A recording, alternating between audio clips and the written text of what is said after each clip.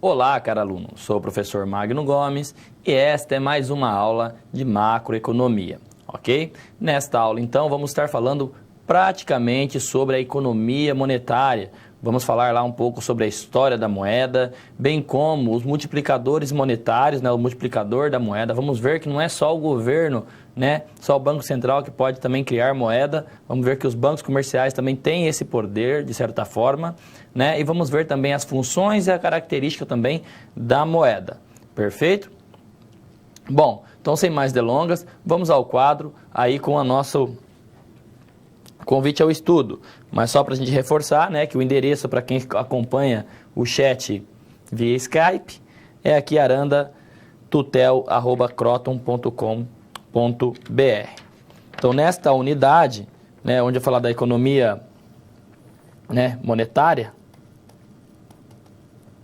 praticamente, né? Então, essa correção aí, mas é unidade, vamos falar sobre a economia monetária. Então, vamos falar da evolução da moeda, ok? Vamos ver um pouco da história da evolução da moeda, como surgiu aí até os primeiros bancos e, né, toda a evolução dos meios de pagamento. Vamos ver também, importante aqui, ó, principalmente para avaliação, né? Função da moeda, não confundam quando eu estiver falando com as características da moeda, são coisas diferentes. Função e características são coisas diferentes, tá? Depois, vamos ver aqui o multiplicador monetário, a parte muito importante aí da nossa aula, correto?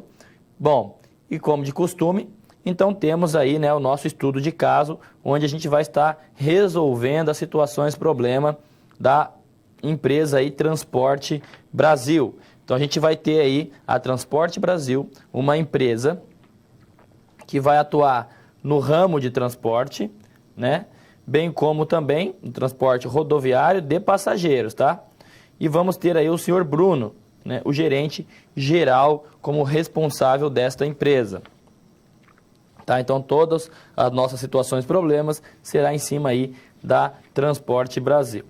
Aí é bom, só para a gente relembrar, alguns conhecimentos prévios, ele vai ser importante, tal qual a oferta de moeda, né? A gente já viu lá nas aulas anteriores também a oferta de moeda, que o Banco Central ele tem as ofertas, tem seus instrumentos, onde eu vou voltar a falar aí ao final da aula, também muito importante essa parte, quando eu estiver falando dos instrumentos da política monetária, perfeito?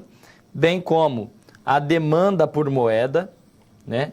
Então essa relação vai determinar o quê? A oferta e a demanda por moeda é o que vai nos determinar a nossa taxa de juros, né? Vamos ver as políticas, já vimos, né? Temos ali a política monetária, a expansionista, a contracionista. Então, isso aqui você já viu em todas as aulas, eu trouxe aí falando dessas políticas. E também da política fiscal, né? Quais são os instrumentos da política fiscal que o governo pode utilizar? Por exemplo, o aumento ou a redução dos gastos dele, ou o aumento e também a redução dos tributos, né? Que são as políticas fiscais. Aí, open market, taxa de redesconto, compulsório, são aí os instrumentos da política monetária. Então, a gente já viu isso aí nas aulas anteriores, que é importante todo esse conhecimento que vai nos embasar para a sequência da nossa aula, tá?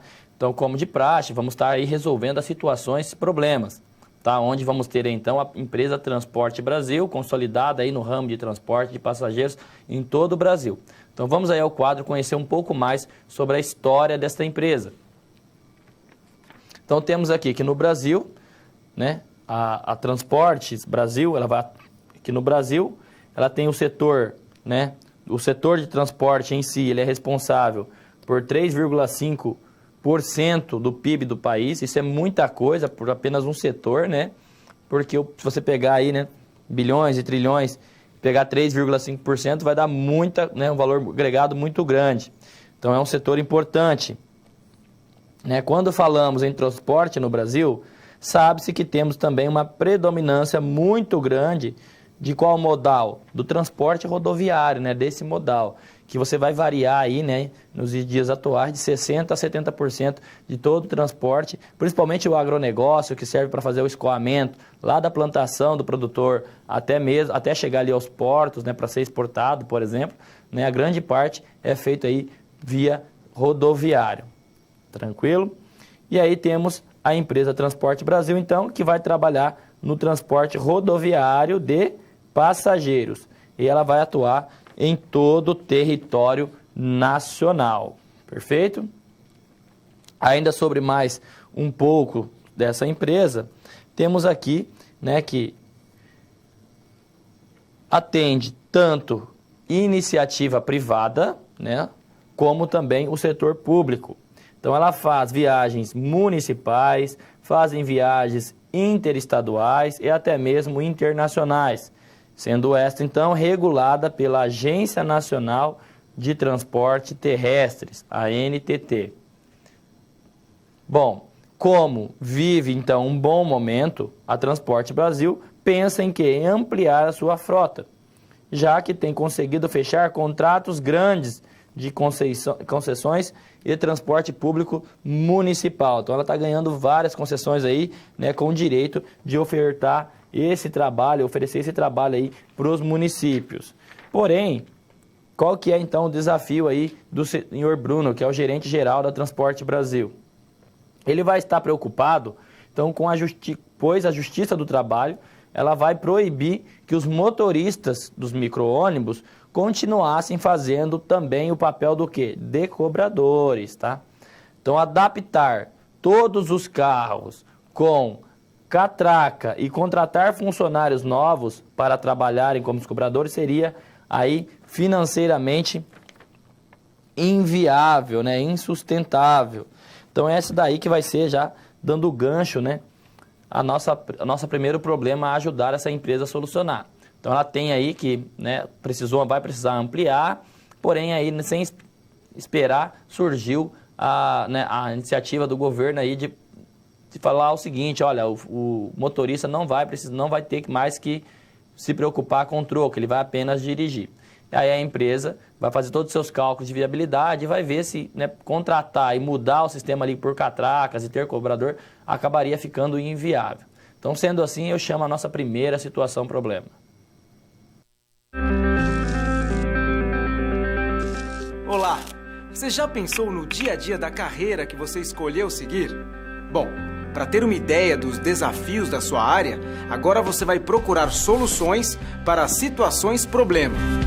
Para prosseguir, primeiro é necessário ter estudado e finalizado a sua pré-aula, já que é nela que você encontra os conceitos e as teorias da disciplina. Feito isso, você vai conhecer a sua primeira SP e vai identificar onde a situação se passa, quais agentes estão envolvidos e quais são os recursos disponíveis.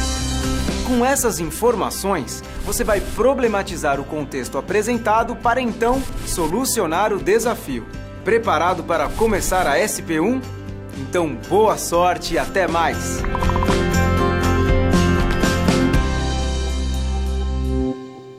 Bom, nessa situação problema, então a empresa vai ter que se adaptar a esse novo cenário, a esse novo mercado, né? Como fazer aí, né, se adaptar à questão de que o motorista agora não vai ter que fazer mais aquele papel de cobrador, receber a passagem ali dos passageiros. Beleza? Então vamos ao quadro ali contextualizar a nossa primeira situação problema. Então nesse desafio, né, temos que então o que o senhor Bruno pode fazer para que os motoristas, né, não precisem mais realizar as tarefas típicas de cobradores, ou seja, como os motoristas poderão fazer a moeda cumprir o seu papel de meio de troca, sem que esses motoristas eles precisam, então, tocar com as suas próprias mãos nesse dinheiro, né? Então, como que a empresa vai conseguir aí sair, né, dessa sinuca de bico aí, né? Então, agora, antes, né, da gente definir, né, e resolver essa situação, problema, é importante a gente contextualizar. Então, agora vamos ver aí o papel da moeda, né? Porque ela é um instrumento de meio de troca. Então, nesse sentido, vamos ver um pouco mais sobre a história, como que surgiu, né, esse item muito importante para toda a economia, porque ele é o item, o mediador entre as transações dos agentes econômicos. Tranquilo? Então, voltemos ao quadro.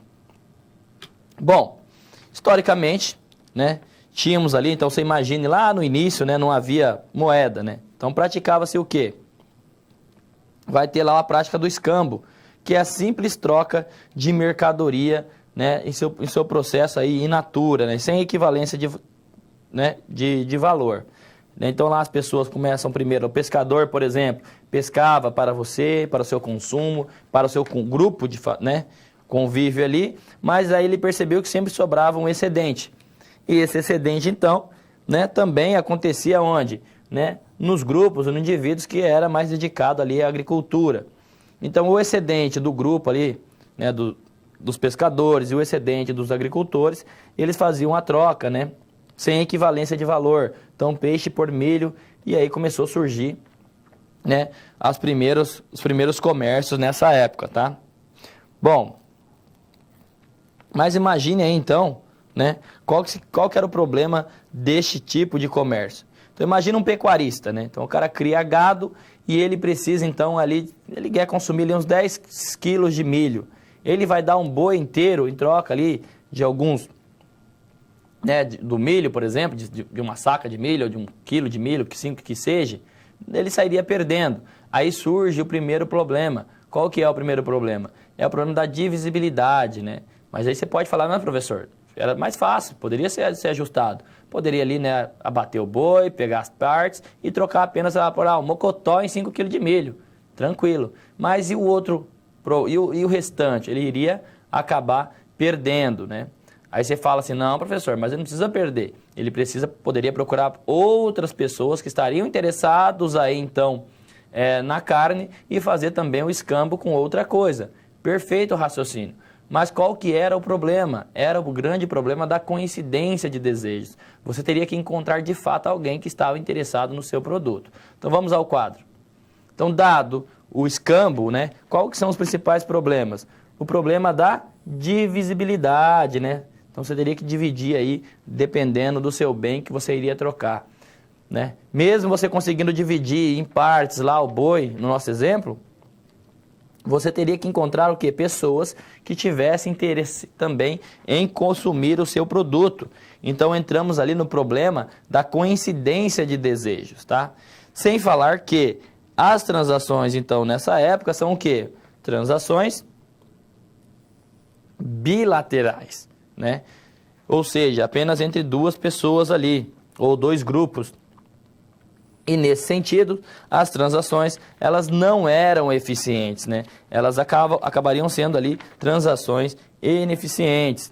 E aí nesse cenário, então, era importante surgir algo que tivesse aí, né, o uso comum para todos. E aí começou a evoluir a nossa primeira moeda. Qual foi a primeira moeda depois do escambo? A moeda mercadoria, né? E o que seria essa moeda mercadoria, né? Essa moeda mercadoria, então esse tipo de moeda, deveria possuir o quê? Um valor ou um uso comum a todos, que pudesse ser um valor de troca. Então teria que ser um produto, né? Teria que ser um produto que tivesse aí o seu uso, né? E fosse comum para todos, para que ele servisse então de valor de troca. O exemplo é qual? O sal. Por incrível que pareça, o sal já foi uma moeda, mercadoria ou um bem de troca entre as transações. Outro exemplo era o gado. Mas por que esse tipo de moeda não ficou até hoje? Porque ele também tinha alguns problemas. Quando começou a surgir então os povoados, né, as cidades, lá, os feudos em si, começou a ter o quê? O comércio entre essas regiões. E aí como é que você iria transportar? Eu vou transportar... vou comercializar com a minha cidade vizinha ali. Aí você teria que colocar o sal nas carruagens, ou até mesmo tocar toda a boiada até o ponto lá do comércio, né? E isso gerava muito problema, muito gasto, né? Imagina o sal, começou a chover, molhou, estragou, né? Ou o gado se perdia e tudo mais. Então começou a ter esses problemas de você ter que transportar. Então, devido a esse problema, aí evoluiu, né? Começou a evoluir aí para as moedas mais parecidas com o que temos hoje. Então, vamos ao quadro.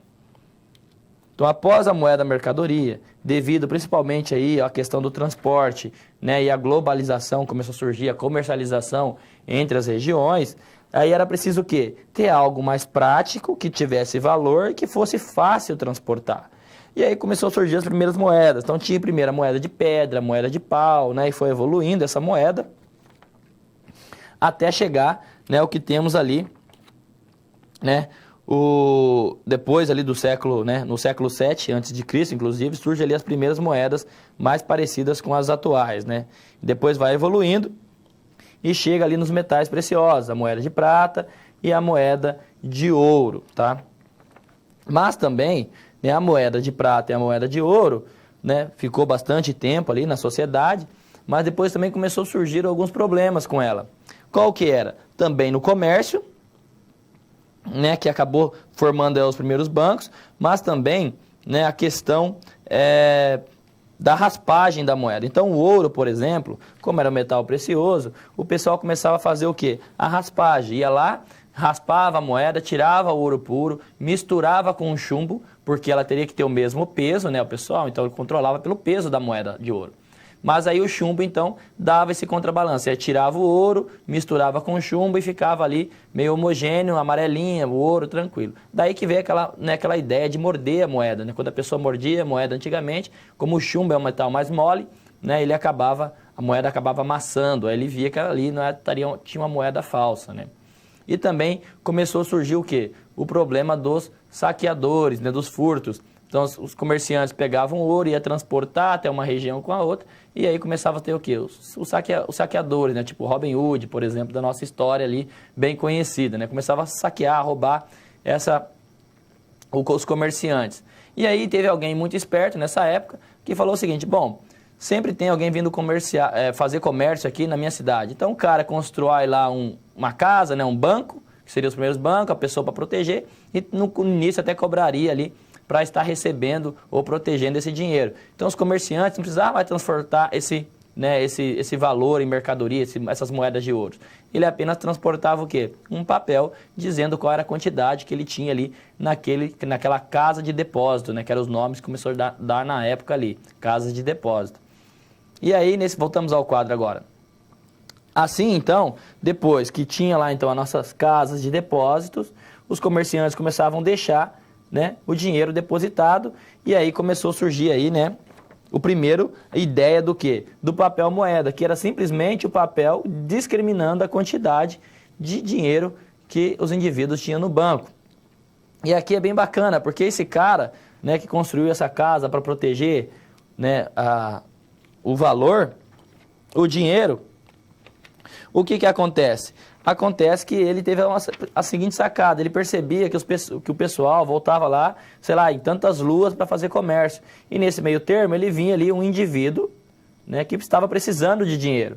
Então esse cara falava o seguinte, buscava dinheiro emprestado, me vê 30 moedas, e eu vou te pagar daqui 2 luas, eu te pago 50 moedas, por exemplo, né? E aí começou a surgir a primeira ideia dos empréstimos, né? Então mais ou menos foi nessa época, tá? Porém, essa foi a nossa evolução da moeda, com esses papéis discriminando a quantidade, até evoluir para a moeda fiduciária, ou seja, o papel moeda que temos hoje, tá? Então, para você ter uma ideia, o nosso papel de hoje, né? Ela não precisa mais ter o quê? Nenhum valor intrínseco ou ser lastreada em metal precioso. Basta ter a confiança, né, ou moeda fiduciária, que é, na verdade, a aceitação geral por todos os agentes econômicos, né? Então, na prática, vai funcionar mais ou menos assim, né? Essa moeda, o papel, os R$100, os 10ão que você tem na carteira, os 50ão, se você amassar, jogar no chão, pisar em cima, é incrível. Você pode pegar aquele papel amassado, mas ele não vai perder o valor. Ele vai continuar valendo R$50, né? E todo mundo aí vai ter a sua aceitação. Então você pode ir ali na padaria, por exemplo, você vai ter certeza que você vai escolher um item, você vai entregar o dinheiro e o comerciante vai aceitar aquele dinheiro em troca do produto, tá?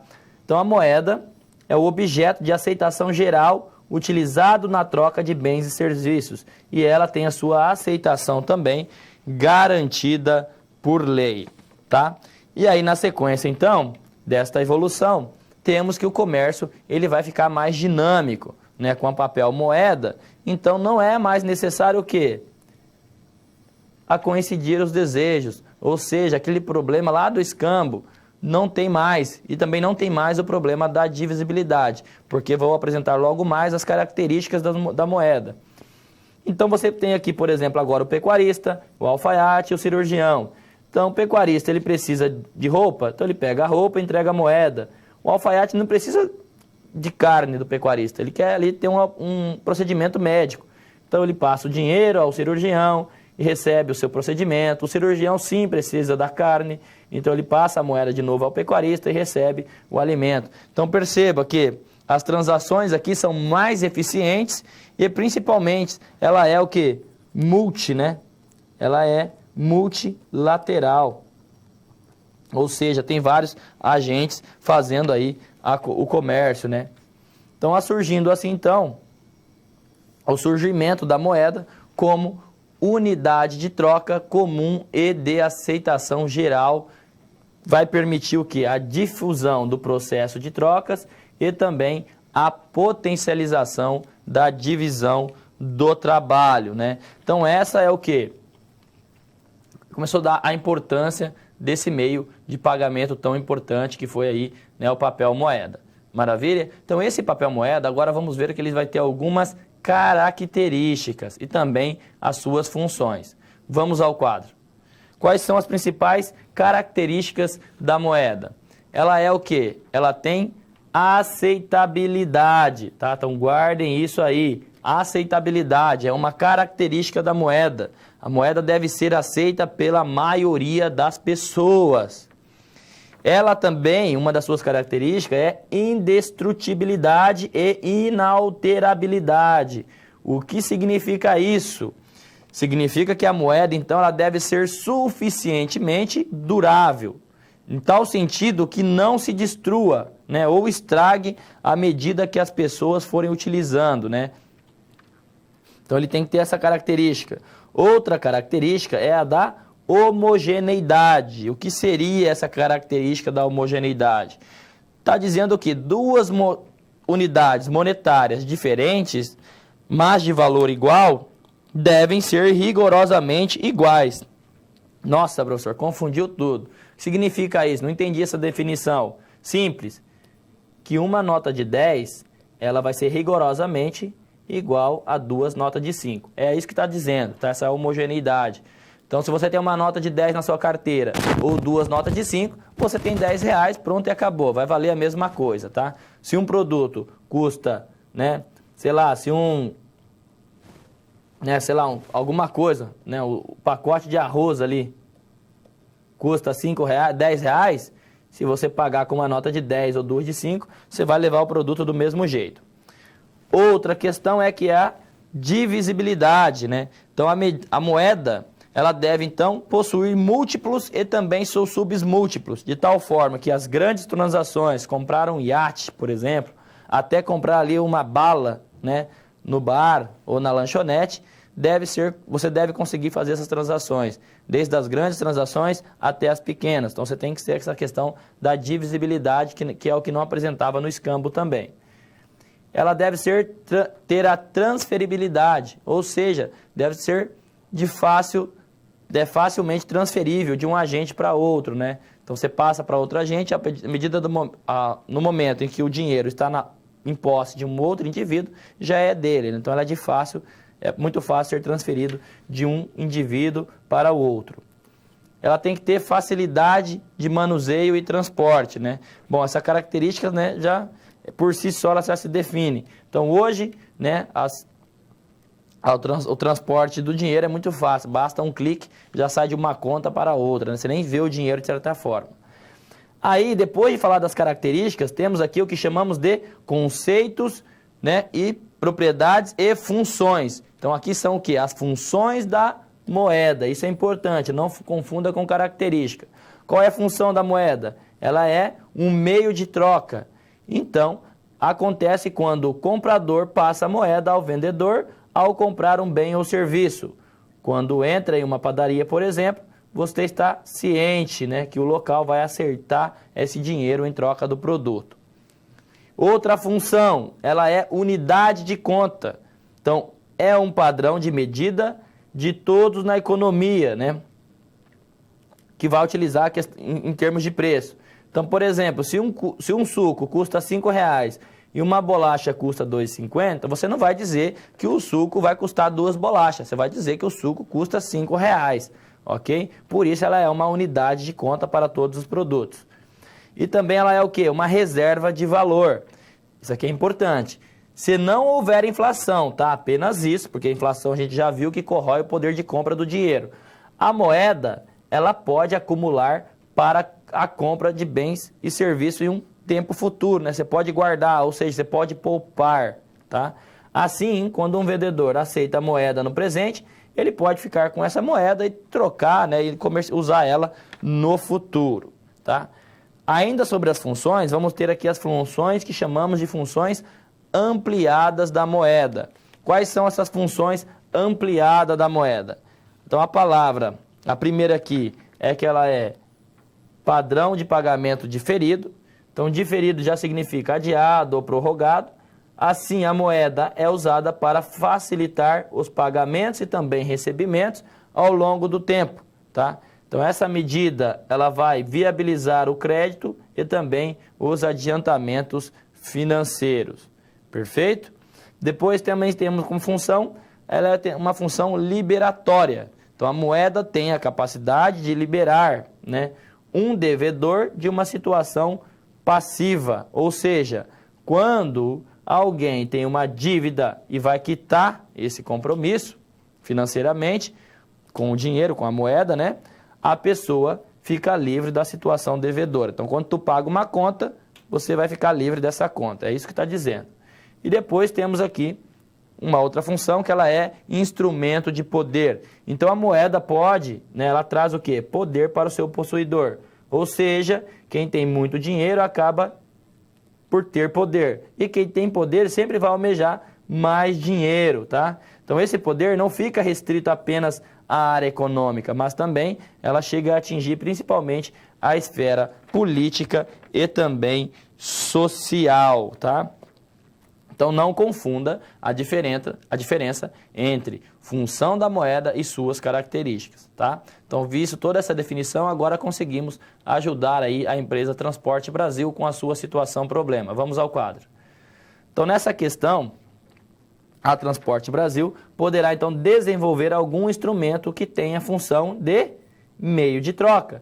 Tal instrumento, que chamamos de quase moeda, pode ser um cartão de passe magnético, por exemplo, cujo passageiro utilizará apenas o cartão no sensor. Assim, o motorista não tem a função, ou seja, o motorista vai ter apenas a função de dirigir o carro, tá? Então, o cartão poderia, por exemplo, ser adquirido aí em centrais autorizadas ou até mesmo nos pontos de ônibus, tá? Então, essa é uma questão muito importante. Então, nos dias atuais, as empresas elas têm que estar constantemente se adaptando, né, às formas de recebimento. Né? Há pouco tempo atrás, né, seria muito difícil você falar que um pipoqueiro que está vendendo a pipoca ali, ele passaria um cartão de crédito. Né? Hoje não, hoje é super comum. Né? Qualquer lugar que você vai, as pessoas já não recebem mais com dinheiro, mas já recebem ali com um cartão de crédito. E a evolução, né, ao longo do tempo, né, vai ter sempre outras formas, outros meios de pagamento. Maravilha? Então essa foi a nossa primeira situação problema. Vamos à nossa segunda SP.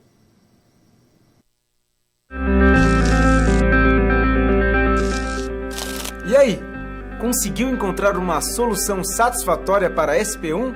Como você pôde notar, o desafio apresentado tem como base situações comuns da realidade de mercado.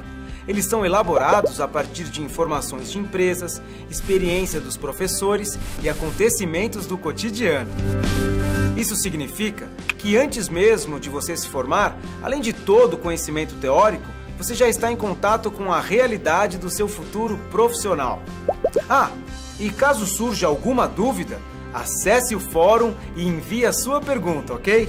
Confere agora a SP2.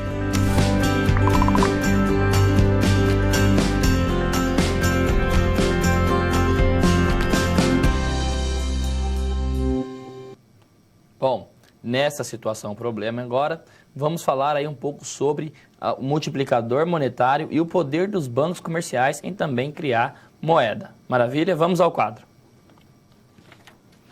Bom, nessa situação problema, ou nesse segundo desafio, vamos ter aqui agora o senhor Rogério.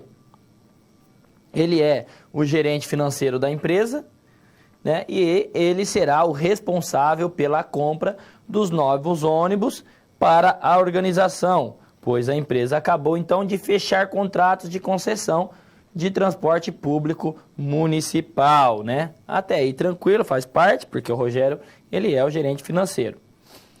Então, por ser um investimento muito grande, o senhor Rogério, ele precisará viabilizar o quê? Um financiamento junto aos bancos comerciais para a aquisição de novos carros, de novos ônibus.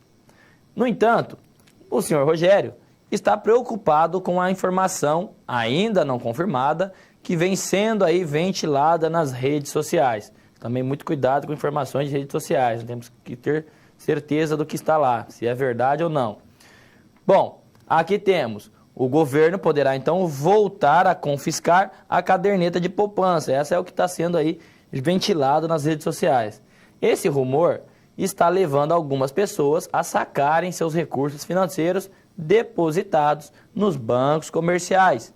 E o senhor Rogério tem a seguinte dúvida: essa retirada de dinheiro dos bancos comerciais poderá atrapalhar o financiamento que ele precisa viabilizar para a Transporte Brasil? Será que esse fato vai estar influenciando, pode influenciar a empresa? Né? Será que esse fato macroeconômico pode afetar ali a empresa de transporte? Bom, para isso, antes de responder, é importante a gente entender o seguinte: se as pessoas estão retirando os dinheiros dos bancos, eles estão alterando o quê? A base monetária da economia, né? Então, para a gente entender mais ainda, importante é definir o que é de fato a base monetária. Vamos ao quadro. Base monetária é o quê? É o total de moeda física, moeda que de fato existe, total de dinheiro que existe, física, injetada pelo Banco Central na economia. Também chamada do quê? De passivo monetário, de alguns manuais do Banco Central, ou ainda High Power Money, ou moeda de alta potência. A base monetária, ela é formada pela soma, importante isso aqui, do papel moeda em poder do público, que vai ser representado agora por PMP. O que significa esse papel moeda em poder do público? É os 10 que tu tá na carteira agora. É os R$100 que você está na carteira agora. É o dinheiro que você tem aí na sua carteira, nesse momento. E também o papel moeda em caixa do banco comercial. Então, o dinheiro que você tem na sua carteira é o papel moeda no seu poder do público. O dinheiro que você depositou lá no banco, no seu banco, ele vai pegar uma parte desse dinheiro e vai fazer o quê? Deixar no caixa dele. Então, é por isso que é o papel moeda em caixa do banco comercial, do seu banco comercial. E também o depósito compulsório dos bancos criadores de moeda junto ao quê? Ao Banco Central. Na verdade é o seguinte, dos R$100, 150, 50 vai estar no seu bolso, mas dos R$100 que você depositou no seu banco, 50 ele vai deixar no caixa dele e os outros 50 ele vai depositar lá no Banco Central, que é o depósito dos bancos comerciais, nas autoridades monetárias, que aqui é a mesma coisa que o Bacen, que é o Banco Central, tá? Então, isso aí que significa essa relação. Então, na verdade, a base monetária é papel moeda em poder do público, o dinheiro que está aí, o dinheiro que está no caixa do banco ali para ele fazer frente às obrigações do dia a dia, quando as pessoas forem lá sacar, e o valor que ele é obrigado a depositar lá no Banco Central, tá? Então, é o depósito do banco comercial na autoridade monetária, que aqui chamamos de Banco Central. Sabemos então que os bancos comerciais, como eu já mencionei, podem criar moeda, mas de que forma, né? Então vamos entender agora o que é muito chamado na economia de multiplicador monetário. Então a oferta de moeda, ela é definida como a quantidade de moeda disponível na economia, tá? Como os bancos vão criar moeda escritural, né? Pelo efeito multiplicador. Então aí temos aí um exemplo. Então temos a nossa hipótese. Os bancos comerciais do sistema encaixam permanentemente 20% dos depósitos. Estou dizendo o seguinte, a cada R$100 que entra, R$20 os bancos vão deixar nos seus caixas e os outros 80 Então, imagina aqui que o Banco Central não exige nada que eles depositam lá. Então, de cada 100, 20 vai ficar ali com eles e 80 eles vão poder emprestar, tá? Concedendo, então, empréstimo de 80. Essa é a regra. Então, sendo assim, vamos imaginar na nossa economia. Então, temos aqui a Maria, que recebe ali seu salário, por exemplo, ali, né? De meio dia de serviço, ou não, de um ano aqui, imagina aqui, ó, 500 mil, Maria ganha ali 500 mil no ano, né? Desse valor que ela deposita no banco dela, então o banco vai pegar 20%, deixar ali em caixa e emprestar os outros 80%, tá? E ela vai então guardar, o banco então vai ter 400 mil para emprestar, e aí vai deixar 100 mil em caixa. Aí o Banco de Maria vai emprestar aqui para o João, né? Emprestou quanto? 400. O João vai pegar o dinheiro e depositar no banco dele. E o banco dele vai fazer o quê? A mesma lógica. Vai emprestar 80% do dinheiro que foi depositado e deixar ali no seu caixa 80%. Né? Então, esses 320 que vai ser emprestado novamente, foi emprestado ali para a Ana, por exemplo. Então, a Ana vai pegar esses 320, depositar de novo no seu banco. O banco da Ana vai pegar 80% emprestar e deixar em caixa 64%. E assim sucessivamente até zerar tudo, né? Porém, você vai ter um resultado dessa progressão aqui, ó, expansão dos depósitos à vista, vai estar 2 milhões e 500. Mas quanto de fato de dinheiro físico existe? Apenas os 500. Então quer dizer que os empréstimos concedidos geraram o quê? 2 mil ou 2 milhões a mais de moeda. Existe essa moeda na economia? Não, não existe. Tanto é, se todo mundo ao mesmo tempo for sacar o seu dinheiro que está lá depositado no banco, você quebra qualquer sistema econômico, porque não tem esse dinheiro, ok? E aí os encaixes, então, é de fato a moeda que existe, que vai ser lá os 500 mil. E qual que é o multiplicador simples aqui? É simplesmente o valor inicial, ok? Dividido por 1 menos R. O que é o R? É o valor que é possível emprestar. Aí fazendo essa conta, aqui simplificando, se você fizer isso para 500, né, você vai ter em valor, mas aqui se você colocar para R$1 vai ser o mesmo esquema. Então, né, fazendo a fórmula, é o cálculo simples, 1 sobre 1 menos R, onde R é o percentual que eles podem estar emprestando. E aí fazendo a conta você vai chegar a 5, que justamente 5 vezes o valor inicial, que é 500, você vai ter 2.500 ali, né? Faltou os 3 zeros aqui. Mas essa é a relação, perfeito? Que temos aqui do multiplicador. Então, ou seja, o multiplicador vai ser 5. Bom, essa aí foi a ideia do multiplicador monetário. Então, temos que esse multiplicador vai ser agora, não se assuste, né, antes de voltar aqui, que o que eu apresentei é o mesmo processo que vai acontecer para o multiplicador do Brasil. Não vai fugir disso, é a mesma regra, o mesmo raciocínio. Porém, como existe lá o depósito compulsório, as reservas dos bancos, esse multiplicador ele é um pouco mais robuscado, a fórmula dele muda um pouco, mas é a mesma lógica, só vai mudar ali as variáveis, né? Não é nada difícil, né? O multiplicador. A ideia é a mesma, o que vai mudar é uma variável ou outra que vai entrar ali no cálculo.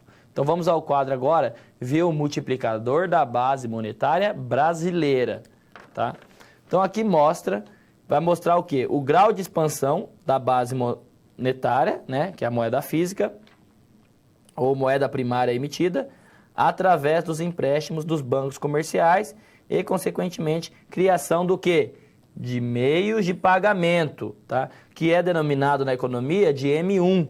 M1 é o meio de pagamento, que aqui eu já vou chamar depois, em vez de M1, de MP, que é os meios de pagamento. Ou seja, os meios de pagamento são um múltiplo da base monetária.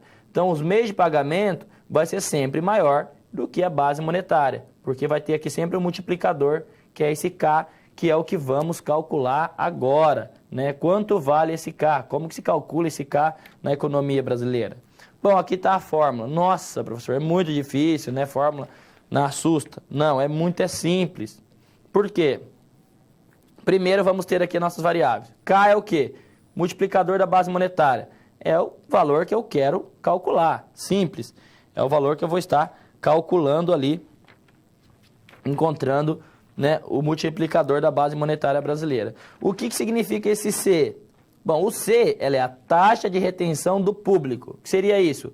Pega todo o dinheiro que as pessoas têm no bolso agora, papel, moeda em poder do público, e divide pelo total dos meios de pagamento, né? Que são as contas que você tem, mais o que está tudo depositado nos bancos aí. Você vai ter o quê? Uma fração que vai ser sempre aí menor que 1. E D é o quê? Taxa de depósito à vista, né? Porque o depósito à vista é o dinheiro que você depositou no seu banco. Então, depósito do público nos bancos comerciais, tá? Dividido também pelos meios de pagamento. Então, é a fração, né, do depósito que está lá, que você faz do total de meios de pagamento. Tanto é que C mais D é igual a 1. Por quê? Se C é o dinheiro que você tem e D vai ser o quê? O dinheiro que você depositou no banco. Tá? Mas é só a proporção. Tá? Depois, o que é o R1 aqui? É a taxa de encaixe do depósito à vista dos bancos comerciais. Então, vai ser o total do papel moeda do banco comercial dividido pelo depósito do público nos bancos comerciais.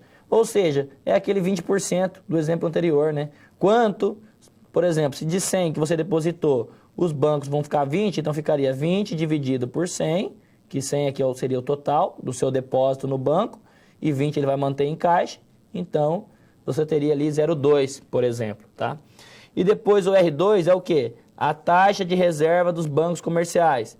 Então, é o depósito dos bancos comerciais no Banco Central, na autoridade monetária, dividido pelo montante de depósito que o público fez no seu banco comercial.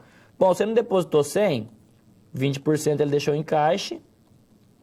Imagine que o Banco Central cobra 30%. R$30 daqui, então, ele deveria depositar lá na autoridade monetária, né? R$30. Deveria vir para cá, que daria 30 dividido por 100, que vai dar 0,3, por exemplo. E o restante ele estaria emprestando, tá? Então, essa é a relação, o que significa cada uma dessas variáveis. Mas e o MP, que é o que está dividindo muita coisa ali? É simples, é a soma do papel moeda que você tem no seu bolso, mais o total de depósito à vista, que é a mesma coisa do depósito do público nos bancos comerciais, tá? Então, esse aí é o quê? É o multiplicador monetário, tá? Da economia brasileira. E aí, depois vamos ter uns exemplos, onde a gente vai estar, principalmente aí na aula atividade, calculando esse multiplicador, tá? Para a economia brasileira. Então, algumas dessas variáveis, ela tem a sua relação de comportamento. Então, o comportamento do público é o percentual de C e o percentual de D. Então, você pode estar analisando o percentual desses dois valores, né, na macroeconomia e conseguir traçar perfil ou cenários de comportamento do público, né? Então, só para a gente lembrar, C é o quê? Papel moeda em poder do público dividido pelos meios de pagamento. D é o depósito que o público faz nos seus bancos comerciais dividido pelos meios de pagamento. R1 é o comportamento dos bancos. O que é o R1? É o tanto de dinheiro que os bancos deixam ali nos seus caixas para fazer frente às suas obrigações diárias, né? Corriqueiras ali. Então, vai ser o papel moeda que o banco comercial tem, dividido pelo depósito que o público faz nos bancos comerciais. Já o R2 é a reserva que os bancos comerciais têm lá no Banco Central. Vai ser total de depósito que os bancos comerciais fazem na autoridade monetária, dividido pelo total de depósito que o público faz no seu banco comercial. Beleza? Então, você pode ter aí a nossa fórmula do multiplicador monetário. Bom, visto então, né, a importância, por que a gente calculou o multiplicador monetário? Porque agora a gente viu que ele tem o poder de inflar, de colocar, aumentar ou reduzir a quantidade de moeda na economia. E já vimos nas aulas anteriores que quanto maior a quantidade de moeda, o que acontece com a taxa de juros? Reduz. Quanto menor a quantidade de moeda, o que acontece com a taxa de juros? Ela sobe. E isso vai impactar onde? Na decisão ali do Rogério em fazer o seu financiamento. Porque juros altos é custo para a empresa, juros baixos é menor custo e aí todo mundo ficaria feliz e com certeza ele conseguiria estar comprando ali o seu ônibus ou aumentando a sua frota. Mas vamos ao quadro aí então, ajudar ou finalizar a nossa situação problema 2. Então, assim, a retirada dos investimentos da poupança, chamado também de drenagem, que ocorreu lá antes, em 1990, o ex-presidente Collor, né, teve esse problema aí no Brasil do sequestro da poupança, provocando, então, pelo boato do confisco da caderneta de poupança. Influencia o quê? A quantidade de dinheiro que fica disponível para empréstimo. Então, a retirada da poupança reduz o quê? A oferta de moeda via redução do multiplicador, o que leva a taxa de juros, né, que vai elevar, então, a taxa de juros. Então, os juros, ele aumenta, então o I aumenta, deixando o financiamento pretendido pela Transporte Brasil sendo aí inviável, né, ou muito mais caro. Então, caso isso aconteça, a empresa não faria os novos investimentos, né? E aí, fazendo um paralelo dessa resposta, onde impactaria isso no multiplicador? Então, pense um pouco, né? A redução da poupança vai aumentar onde? Aqui, ó, em R1, porque R1 é a reserva do público, né? É o papel moeda do banco comercial dividido pelos meios de pagamento. Porque vai acabar interferindo aonde? Nessa quantidade aqui, porque ele vai ter menos dinheiro de poupança, né? Então, R1, ele vai acabar aumentando. R1 aumentando, o multiplicador, né? Como é que é 1 dividido aqui, quanto maior, seria menor. Então, o multiplicador K seria sempre menor, né? E o multiplicador menor, quantidade de moeda do meio de pagamento vai ser menor, então a taxa de juros aumenta. Assim, o governo, para tentar compensar essa redução do multiplicador, ele poderia impactar multiplicador, né, que vai impactar nos juros, que vai aumentar, o governo poderia, então, reduzir a taxa de compulsório, ou seja, compensar através do R2 aqui, né? Então, por quê? Se ele reduz a taxa de compulsório, aqui vai ser coisa bem menor. Então, o R2, ele acaba reduzindo aqui, né? E aí o multiplicador acaba aumentando, tudo ou mais permanecendo constante.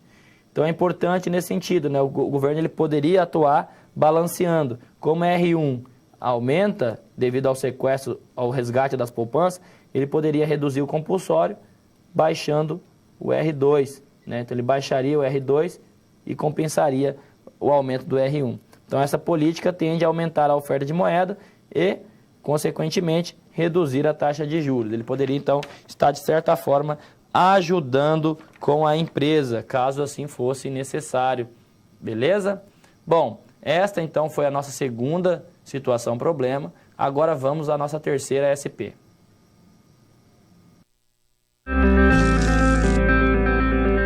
Bom, 2 SPs já foram finalizadas. Como você acha que está se saindo? Lembre-se de que para se dar bem é importante seguir as etapas, já que elas facilitam os seus estudos. Vamos revê-las? Primeiro, é necessário estudar a pré-aula para conhecer a teoria e os conceitos da disciplina. Em seguida, leia a SP com atenção para conhecer e interpretar a situação exposta. Feito isso, você deve levantar hipóteses sobre a situação problema, considerando os recursos disponíveis. E, por fim, você deve aplicar os conceitos estudados com foco em resolver a problematização. Combinado? Então, fique agora com a SP3. Até mais!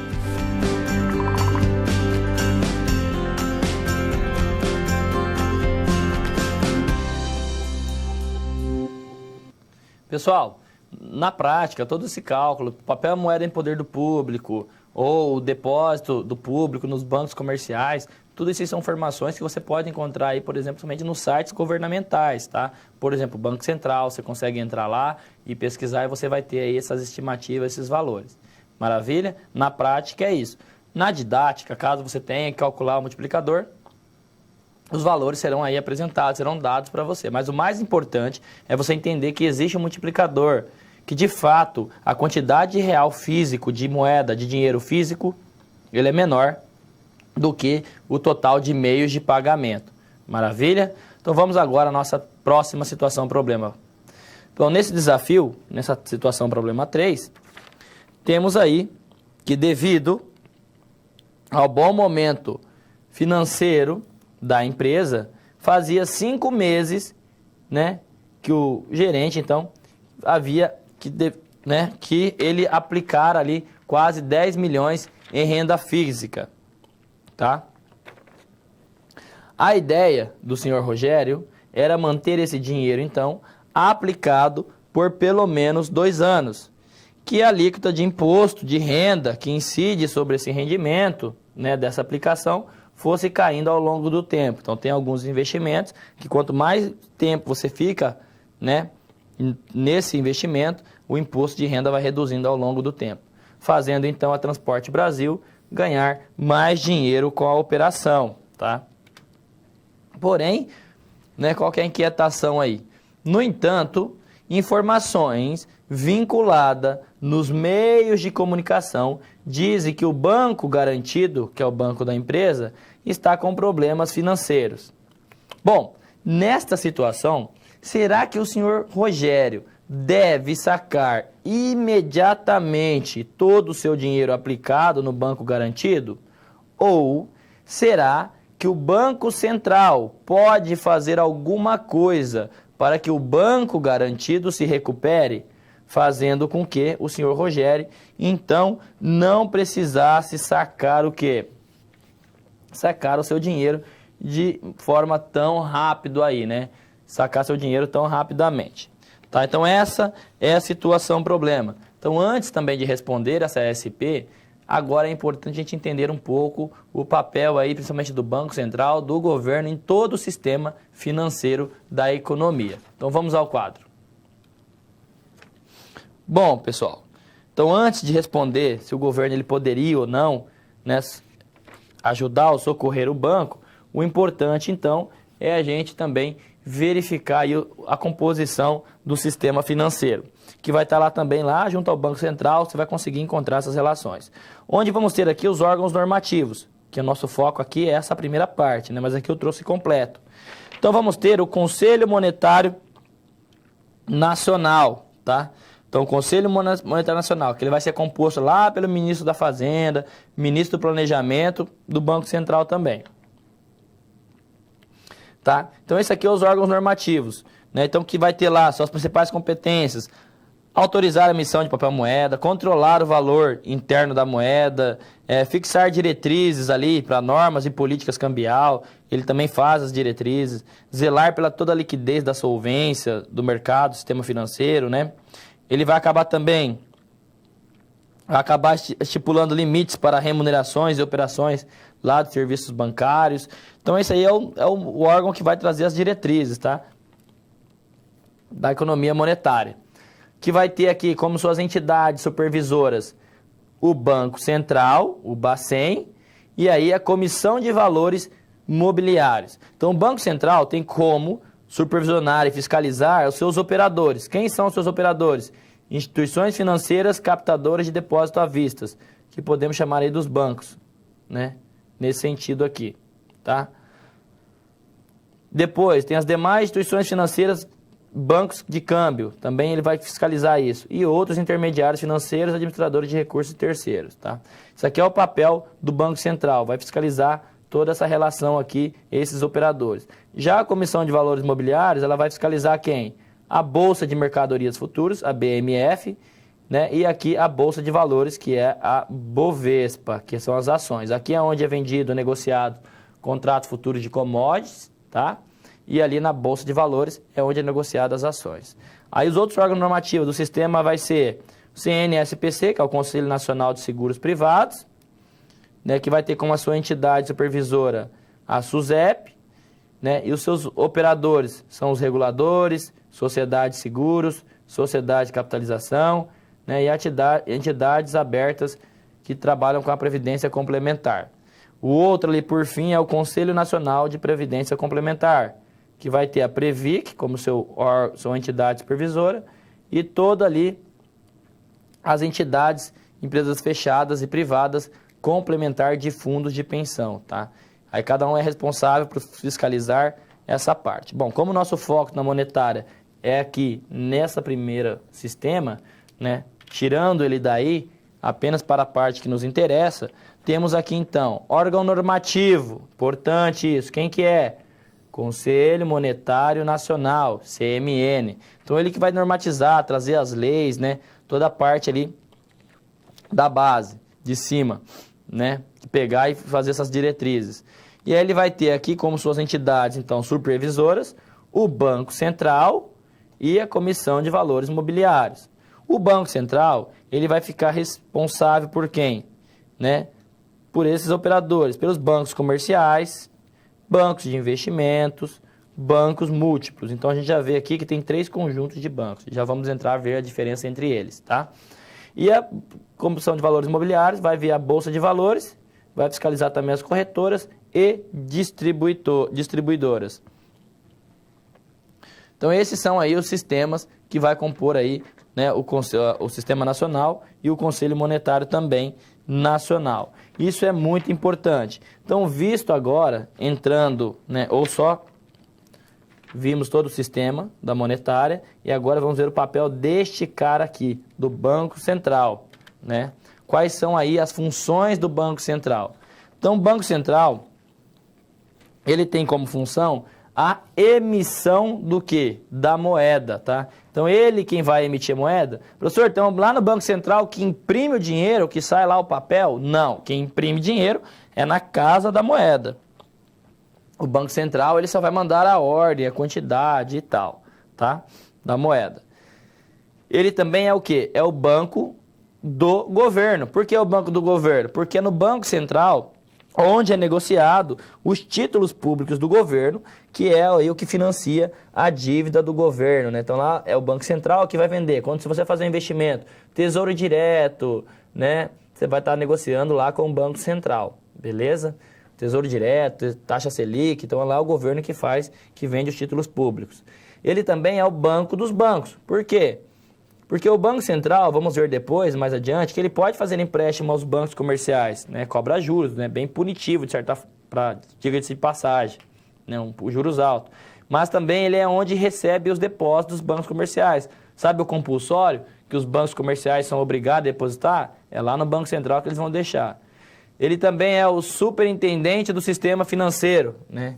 Ele tem aí essa responsabilidade. Ele vai executar toda a política monetária, né? Ele que é responsável por executar a política monetária do país. Bem como é ele também que executa as políticas cambiais. Então, por exemplo, o governo quer comprar dólar, quer vender dólar, quem faz isso é o Banco Central. Por isso que na política cambial, quando o governo tem interesse em valorizar ou desvalorizar o real, ou dizendo de outra forma, se ele quer aumentar ou reduzir a taxa de câmbio, é o Banco Central que vai fazer essa função, tá? Ser o depositário de reservas internacionais, então todos os depósitos em dólar, em divisas, em dinheiro estrangeiro, vai estar onde? Lá no Banco Central, não vai estar nos bancos comerciais, não adianta querer procurar dólar ali nos bancos, no seu banco não vai ter. Só o Banco Central que vai ter essas reservas ali depositadas. E ele vai também assessorar economicamente o governo, né? Então, resumindo, o Banco Central e aí a Comissão de Valores Imobiliários vai ter a simples aqui a ideia. A CVM, então, ela fiscaliza quem? Todo o sistema de capital aberto, todas as empresas de capital aberto, Bolsa de Valores. Então, ela fiscaliza porque ela quer proteger quem? O acionista. O Banco Central, né, vamos dizer assim, ele é bonzinho para nós nesse sentido, porque ele vai fiscalizar os bancos, porque ele quer proteger quem? Proteger o cliente, porque também banco sem cliente, banco quebra. Esse banco quebrando, os bancos comerciais quebrando, quebra não só o Banco Central, mas quebra também o país inteiro, tá? Isso é importante também. Bom, aí só para a gente recapitular, então, vendo ali esse panorama resumido de todo o sistema financeiro e a importância dos bancos, agora podemos voltar à nossa situação, problema. Será que o Banco Central ele pode ajudar esse banco garantido? Por que ele faria isso? Bom, poder ele pode. Se ele vai fazer ou não, aí depende muito das estratégias da política do governo. Por exemplo, aquela crise de 2008 que teve no mundo inteiro, por exemplo, né, foi os bancos americanos que quebrou. Então foi um banco, na verdade, que iniciou tudo, um banco muito grande. E como ele quebrou, ele teve o quê? Outros bancos, né, atrelados a ele que acabou quebrando também. E aí gerou todo um colapso. Na época, o governo poderia ter socorrido aquele banco, o americano? Talvez poderia, ele poderia ter socorrido. Mas por que talvez ele não socorreu? Porque se ele socorresse aquele banco naquele momento, ele abriria precedente para os outros também fazer o mesmo procedimento, que no final, né, viraria tudo uma bola de neve. No Brasil, ali no nossa situação problema, o Banco Central, sim, poderia, se ele fosse desejasse, aí ajudar o garantidão, tentando evitar uma crise maior. Porque dependendo da importância de um banco para um país, se ele quebra, ele vai quebrar vários sistemas, vai quebrar outros bancos menores também, né, e também quebrar aí toda a economia do país. Então vamos ao quadro ali, sintetizar a resolução da SP3. Então, diante dessa situação, o Banco Central pode analisar a situação do banco garantido e resolver socorrer esses bancos, concedendo o quê? Empréstimos ao mesmo. Porém, o Banco Central vai ter algumas formas de empréstimo. Normalmente, o Banco Central sempre empresta para alguns bancos. De que forma? Apenas, às vezes, na maioria das vezes, apenas não, mas na grande maioria das vezes, empréstimos intraday, que é empréstimo de um dia. Então o banco pega agora de manhã à tarde e à noite já tem que pagar. Que é aqueles empréstimos para quê? Para cobrir fluxo de caixa, né, momentâneo, né, que o banco ali não manteve a reserva diária ou semanal adequada e teve um grande demanda, ou seja, um excesso de pessoas indo lá sacar dinheiro e ele não tinha esse dinheiro ali para suprir, então ele pega esse empréstimo ali, talvez intraday, que se chama, de um dia. É normalmente para cobrir fluxo de caixa, mas também tem empréstimos que o Banco Central faz que vai de 15 dias, né, úteis, né, que é o DU, até 90 dias DD, que é dias direto. Esses tipos de empréstimo já é mais problemas estruturais de banco, né? Então aí, e também todos esses empréstimos têm taxa de juros, né? E ela vai aumentando para esse tipo de empréstimo é um juros, para que é um juros, aqui é um juros, né?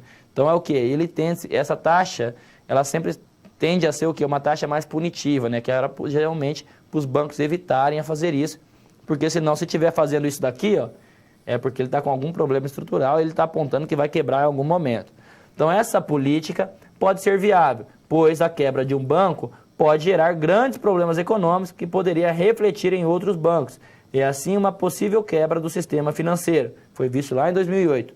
Pois a maior parte do dinheiro da economia é a moeda bancária, ou seja, é aquela criada pelo multiplicador monetário. Ou seja, não existe dinheiro. Então imagina aquele banco garantido está quebrando, todo mundo vai sacar dinheiro.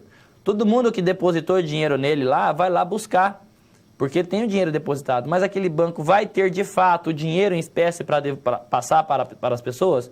Não, porque o dinheiro, a maior parte dele foi criada pelo sistema multiplicador monetário. Não existe aquele dinheiro de fato, apenas aquela moeda escritural, né, que está lá na sua conta, aquele dígito que está na sua conta. Né? Se todo mundo for ao mesmo tempo sacar o dinheiro, não vai ter dinheiro para todo mundo. Maravilha? Sendo assim, vamos à nossa próxima situação problema.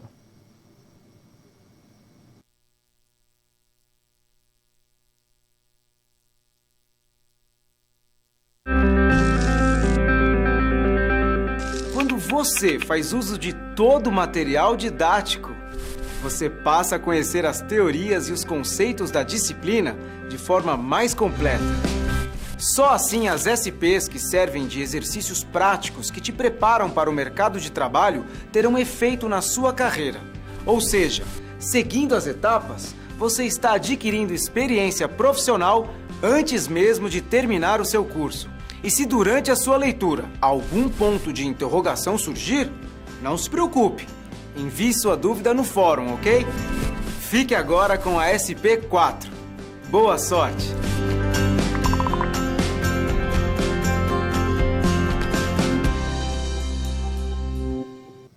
Bom, nessa situação problema, ainda temos ali a figura do senhor Rogério com seus problemas. Maravilha? Bom, sendo assim, vamos a ela. Bom, nessa situação problema, nessa última situação, temos que o senhor Rogério, que é o gerente financeiro da empresa, ele está constantemente em contato com o gerente do Banco Dinheirão, um outro banco, esse banco não está quebrando, que vai administrar a conta corrente da empresa Transporte Brasil. Ultimamente, o senhor Rogério, ele tem percebido que o gerente do banco, o banco tem estado muito presente ao seu cotidiano. Tanto que agora o gerente do Dinheirão, que tem ligado quinzenalmente, então não é mais nem o gerente da conta, é o gerente do banco mesmo, que está entrando em contato aí com o senhor Rogério. Isso levantou uma certa questionamento, né? Uma pulga atrás da orelha. Então, na última ligação que recebeu do banco, o senhor Rogério ficou meio intrigado. Por que será que o gerente do dinheirão insiste tanto para que ele tire o dinheiro da sua conta corrente para investir em uma aplicação de longo prazo que renda juros? Por que será, então, que ele está com essa preocupação, né? Ou está tentando fazer essa relação? Bom, antes de responder, mostrar por que os bancos fazem isso ou procuram tirar o dinheiro da conta corrente para numa conta de investimento mais de longo prazo, vamos agora ver a importância desses bancos comerciais e algumas de suas particularidades, beleza? Então vamos ao quadro. Bom, primeiro é importante definir aí o conceito do que é banco. Né? O conceito do que é banco, apesar ele é bastante vago, e aqui, porém, de acordo com Carvalho 2000 aqui, embora não haja uma definição universalmente aceita que defina o que é um banco, o sistema bancário é normalmente tomado como intermediário financeiro que vão captar recursos sob forma de depósito, né? Então, essa aí é uma das mais aceitas. E no sistema financeiro nacional, vamos ter 3 grandes grupos de banco, né? Que o Banco Central lá, ele vai fiscalizar. São os bancos de investimento, os bancos comerciais e os bancos múltiplos. Então, agora, vamos entrar em cada um deles. Então, primeiro, vamos ver aqui o banco comercial, segundo, os bancos de investimento e, por terceiro, as características das principais relações dos bancos múltiplos. Então, na sequência, temos aqui, então, os bancos comerciais. Quem são os bancos comerciais? São instituições financeiras públicas ou privadas que concedem financiamento de curto e médio prazo para empresas e também pessoas físicas. Fazem a captação dos recursos financeiros via o quê? Via depósito à vista, que são depósitos ali nas contas correntes, podendo também captar depósito a prazo mais longo, né? E aí que é a ideia do banco ali, da nossa situação problema. Esses bancos vão ter algumas características. Alguns deles vão ser chamados de bancos de varejo, que trabalham com muitos clientes. Por exemplo, o meu banco é um banco que trabalha do varejo, com vários clientes. Depois, tem os bancos de negócios, que é voltado para quê? Para grandes operações, pessoas que têm capital muito elevado.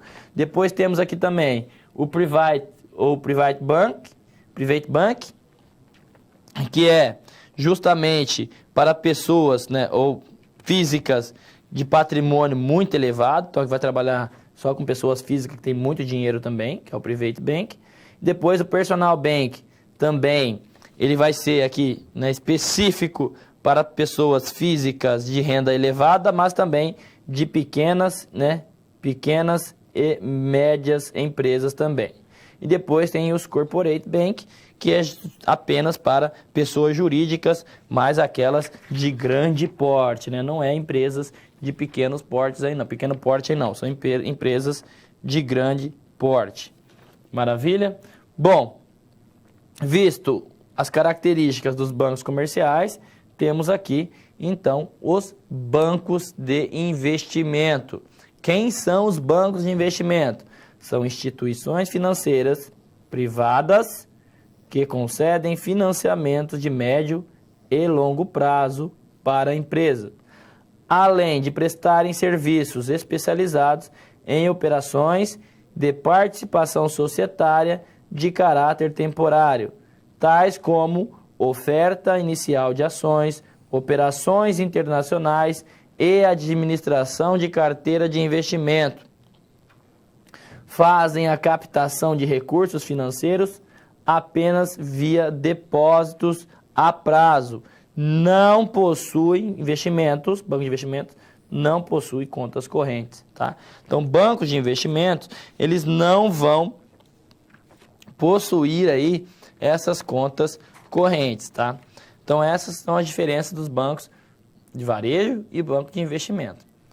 Um terceiro banco que vamos ter aí no sistema financeiro são os bancos múltiplos, que são aí características tanto de bancos de investimento, quanto também de bancos comerciais ou bancos de varejo. Beleza? Então vamos ali ao quadro. Então aqui, nessa questão, né, nos bancos múltiplos, vai ter características dos comerciais e também do banco de investimento. Perfeito? Bom, então aqui ó, são instituições financeiras públicas ou privadas que prestam vários serviços bancários. Misturam o serviço dos bancos comerciais com o dos bancos de investimento, além de poderem atuar como desenvolvimento, crédito imobiliário. Então, desenvolvimento aqui normalmente é o Banco do Brasil. Crédito imobiliário, você vai ver muito forte que é a Caixa Econômica. Arrendamento mercantil e de crédito, financiamento e investimentos. Quais são alguns exemplos de bancos múltiplos? Você vai ter o Itaú, Bradesco, Privado, Santander, HSBC, Banco do Brasil, que é os bancos do governo, Caixa Econômica Federal, são os exemplos aí, então, dos bancos múltiplos, tá? Aqui eu quero fazer um adendo para esses dois bancos. São a Caixa Econômica, né, mista aqui, mas a maior parte é do governo, e o Banco do Brasil também na mesma situação. Então, por exemplo, o Banco do Brasil, ele vai ter algumas características aí importantes, porque ele é o banco de investimento e também de desenvolvimento. Então, toda a parte rural, do agronegócio do Brasil, quando precisa de algum recurso, alguma coisa, normalmente ele vai buscar sempre no Banco do Brasil, porque vai ter ali, apresentar os melhores serviços, né, ou com os melhores custos também, tá? Aí depois, essas pessoas que querem buscar, por exemplo, financiamento de imóveis, né, ou habitacional, aonde que é? Na Caixa Econômica, porque é lá que vai estar ali todos os recursos do sistema financeiro habitacional, né? Ela que vai organizar e controlar esses recursos. Sem falar também que é apenas na Caixa, que ela que vai resgatar o quê? O FGTS dos trabalhadores, né? Então, o seu fundo de garantia é sempre depositado aonde? Na Caixa Econômica.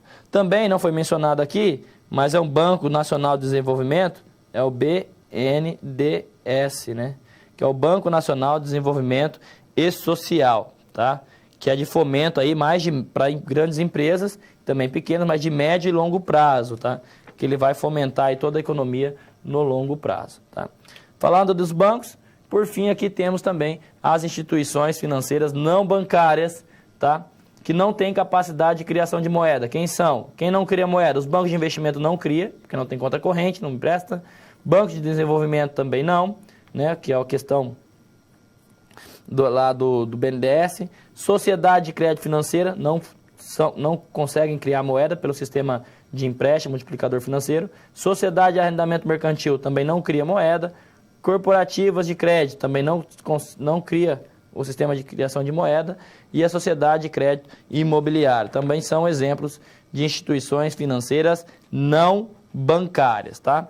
Bom, visto essas características, aí podemos então entender um pouco por que o gerente lá do banco estava tão insistente para tirar o dinheiro da empresa da sua conta corrente para um investimento de longo prazo. Vamos ao quadro. Então aqui temos a seguinte questão, que buscando minimizar o quê? Os riscos de saque excessivos. Os bancos comerciais podem tentar diversificar suas fontes de depósito através do depósito a prazo. Por quê? Todo dinheiro que você faz no investimento lá num CDB, num investimento a prazo no seu banco, parte daquele investimento, daquele dinheiro, também é obrigado a depositar lá no Bacen, no Banco Central, ou na autoridade monetária. Porém, esse dinheiro que é depositado lá como compulsório também no Banco Central, esse dinheiro sim, o Banco Central ele remunera a uma taxa de juros, tá?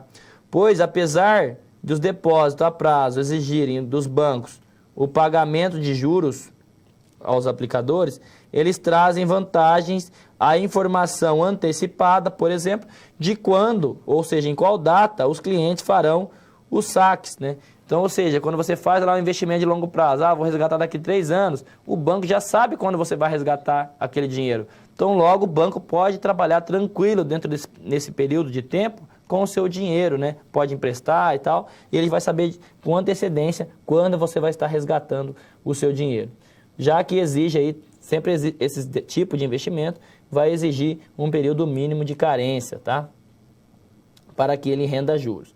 E também sem contar que daí esse dinheiro, quando vai estar lá, parte dele vai ser depositado lá como compulsório, ele acaba aí também gerando um pouco de rendimento, né, de juros para os bancos também. Maravilha?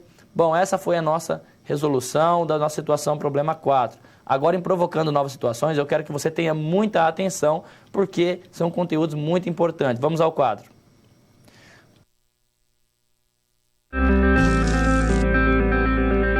Bom, chegamos ao final da nossa aula. E depois de concluir todas as SPs, é hora de você refletir sobre tudo que aprendeu com os desafios. Vamos lá? Primeiro, ficou claro que o conhecimento vem ao fazer uso do material didático disponível no ambiente virtual do aluno. Isso inclui fazer a pré-aula, assistir aos vídeos, ler os textos e acessar as web-aulas. E depois de compreender os conceitos da disciplina, você aprendeu como aplicar os fundamentos aprendidos em situações similares às da realidade do mercado de trabalho. Tudo isso faz de você um aluno proativo e mais capacitado para exercer a sua profissão, o que te coloca passos à frente na hora de ter sucesso profissional. Mas não acabou, você ainda tem a sua pós-aula para acessar, não vai esquecer, hein? Cada parte do processo é essencial para a sua aprendizagem. Respeite todas as etapas, ok? Bons estudos! Tchau! Bom, agora eu vou apresentar a você os principais instrumentos da política monetária. Isso eu quero que você tenha muita atenção e tome nota, porque é importante. Vamos ao quadro. Bom, quando o governo faz política monetária, ele vai utilizar os seus instrumentos. Então aqui eu tenho quando ele faz a política monetária expansionista, hein? Anota aí, em questão de prova, em tudo isso aqui é questão de prova, é importante. Por quê? Eu quero que você saiba que o governo ele utiliza alguns instrumentos para fazer essa política monetária. Quando ele quer fazer uma expansionista, que você já sabe que é aumentar a quantidade de moeda, ele pode fazer a simples impressão de moeda. Ele é autoridade, ele pode fazer isso.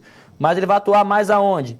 Na compra de títulos públicos, né, da dívida. Então, o governo vai lá e recompra os seus títulos. Então, ele vai no mercado, recolhe o seu papel, que é o seu título, e entrega para as pessoas o quê? Dinheiro. Então, com isso, ele está aumentando a quantidade de moeda. Ele está fazendo uma política monetária expansionista, tá? Então, ele compra título, quando ele compra título, ele aumenta a quantidade de moeda. Ou ele pode diminuir a taxa de compulsório. Então, se antes ele pedia 50% para ser depositado lá, agora ele pode pedir 20%. Então, os bancos comerciais vão ter mais dinheiro para fazer empréstimos. Logo, aumenta também a quantidade de dinheiro na economia.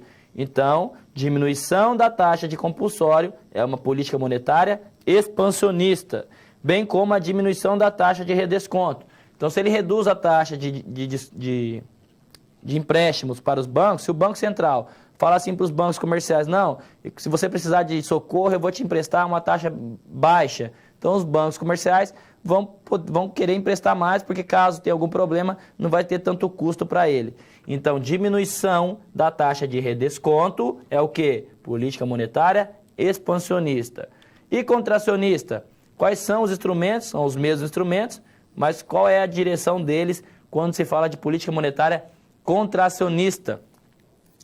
Quando o governo atua na política monetária contracionista, ele pode entrar lá onde? No qual instrumento? Open Market. Ele pode fazer o que então? Venda de títulos públicos e de divisas. Então, quando o governo ele faz a venda do título dele, o que acontece? Ele entrega para a pessoa um comprovante que vai remunerar ela no futuro e recebe da pessoa o quê? Dinheiro. Com isso, ele está o quê? Recolhendo dinheiro da economia. Então, reduz o quê? A quantidade de moeda que aumenta a taxa de juros, porque é uma política monetária contracionista. Contracionista gera sempre o quê? Aumento na taxa de juros. Ele pode também aumentar a taxa de compulsório. Então, se cada R$100 antes ele exigia 50 lá no Banco Central, o Banco Central agora fala, não, agora eu quero 70. Então, vai sobrar apenas 30 agora para emprestar. Anteriormente, era 50. Então, como os bancos comerciais vão ter menos dinheiro para emprestar, o que acontece com a taxa de juros? Sobe também. tá? E assim também é o aumento da taxa de redesconto. Se o Banco Central falar o seguinte, olha, se você precisar de dinheiro no curto prazo para socorrer você, eu vou cobrar uma taxa muito grande desse empréstimo que eu for fazer. E aí os bancos comerciais vão ficar com medo e vão fazer o quê? Vão reter mais dinheiro por conta própria nos seus caixas, para não pagar essa taxa de juros tão grande. Então, ele retendo o dinheiro no seu caixa, né? Ou seja, emprestando então menos, logo a taxa de juros vai acabar aumentando. Então, aumento na taxa de redesconto é uma política monetária contracionista. Aumento do compulsório, política monetária contracionista. Venda de títulos, política monetária contracionista. Tudo isso provoca o quê? Redução na quantidade de moeda e, consequentemente, aumento na taxa de juros. Isso é importante. Maravilha? Bom, visto então que não deu tempo aí de responder as dúvidas, responder as questões, agora no chat eu vou estar com você, né, respondendo as suas dúvidas, auxiliando na sua aula atividade e principalmente fazendo direcionamento aí para a sua avaliação. Ficamos por aqui, espero que você tenha gostado da disciplina, bons estudos e até a próxima.